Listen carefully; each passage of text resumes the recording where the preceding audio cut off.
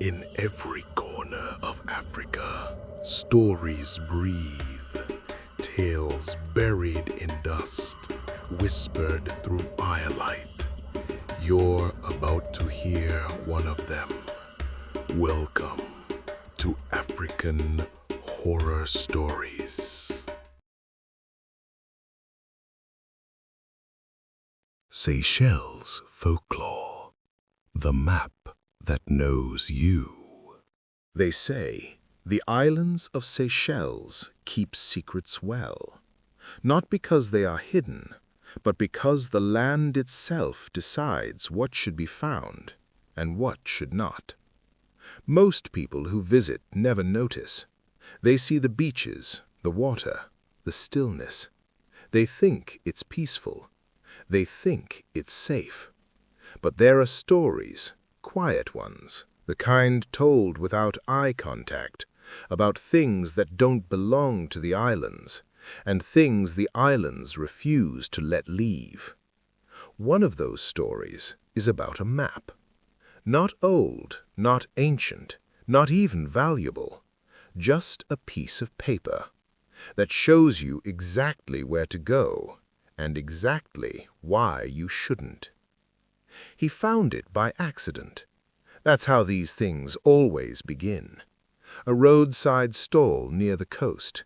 Nothing remarkable, just carved wood, old trinkets, things meant for tourists who wanted to feel like they'd taken something authentic home.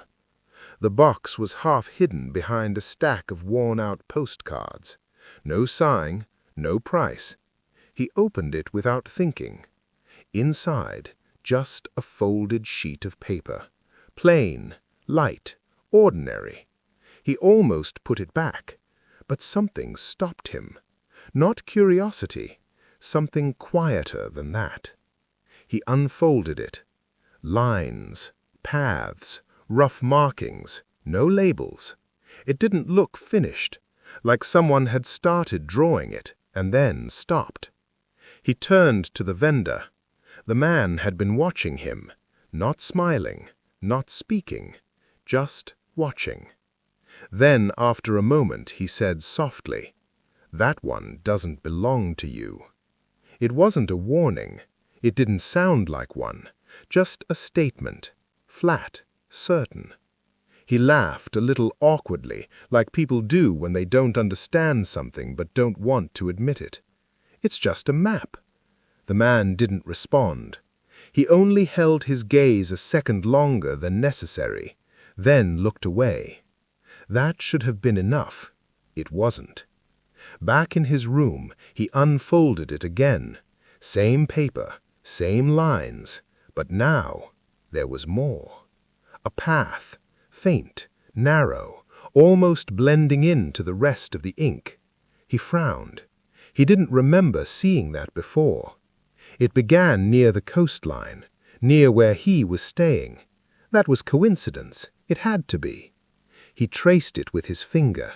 It curved inland, into forest. Nothing unusual about that, except it felt intentional, like it had been waiting for him to look again. The next morning, he showed it to someone, a local guide he'd spoken to earlier in the week, a man who knew the islands well enough to navigate them without thinking. The guide studied the map for a long time, too long. His expression changed slowly. First confusion, then something else, something tighter.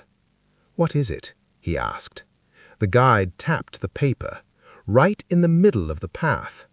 "There's nothing here." He blinked. "What do you mean?"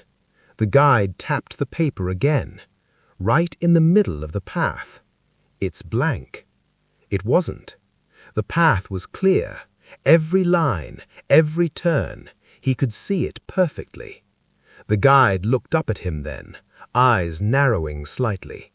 "Where did you get this?" He hesitated, and for the first time, something about the map felt wrong.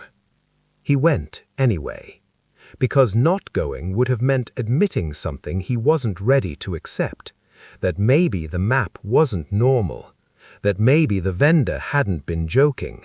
So he followed the path. At first, everything made sense. The terrain matched, the turns aligned. Even small details, the bend of a tree, the shape of a rock formation, appeared exactly where the map said they would be. It should have been reassuring. Instead, it made something tighten in his chest, because it was too precise, too accurate. The forest grew denser as he moved forward. The air felt heavier, and then, slowly, the sound disappeared. No birds, no insects, no wind, just his footsteps, soft against the ground, and something else, something that didn't belong to him, a second rhythm, faint, almost matching, almost. He stopped. The sound stopped with him. Silence rushed in, thick and immediate. He looked around. Nothing. Just trees, still, watching.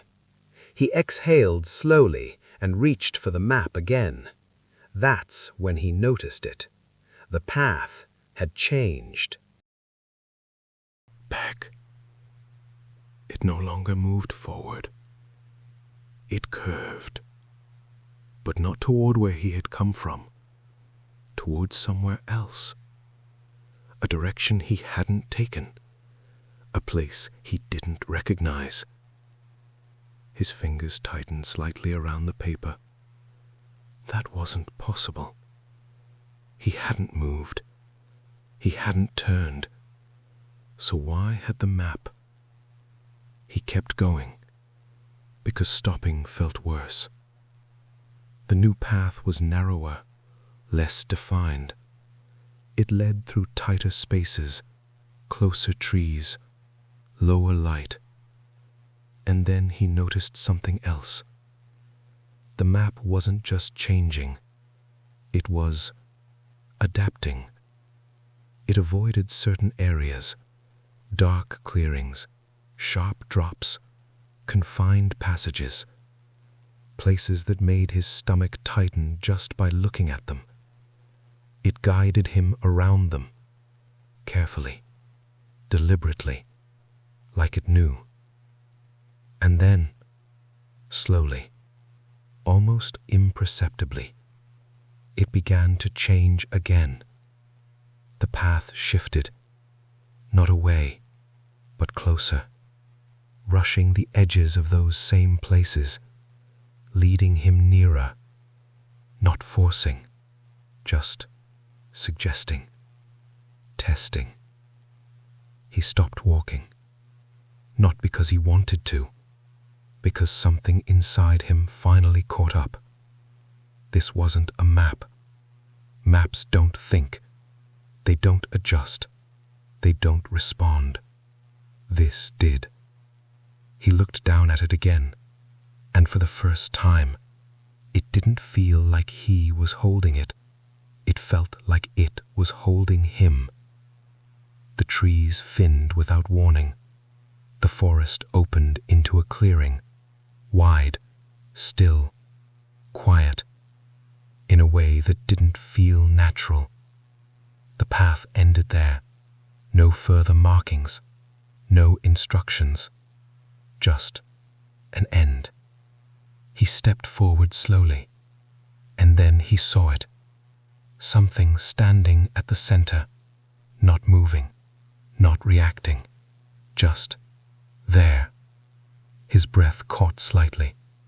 The shape was wrong, not unfamiliar, just wrong. He took another step, and the figure became clearer. The height, the posture, the way it stood, still, waiting.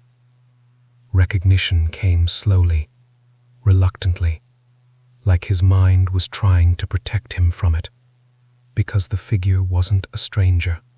It wasn't something unknown. It was him. He didn't remember stepping back, didn't remember turning, didn't remember how he got out of the forest, only that at some point, he was no longer there. Days later, the map was found again, folded neatly, placed back inside the same wooden box, at the same roadside stall, unchanged, except for one thing: a new path, faint, precise, beginning exactly where someone else now stood. The map doesn't show you where the treasure is. It shows you where you stop being yourself. That's all for today. If you liked the video, let me know by hitting like. And if you're new here, be sure to subscribe for more.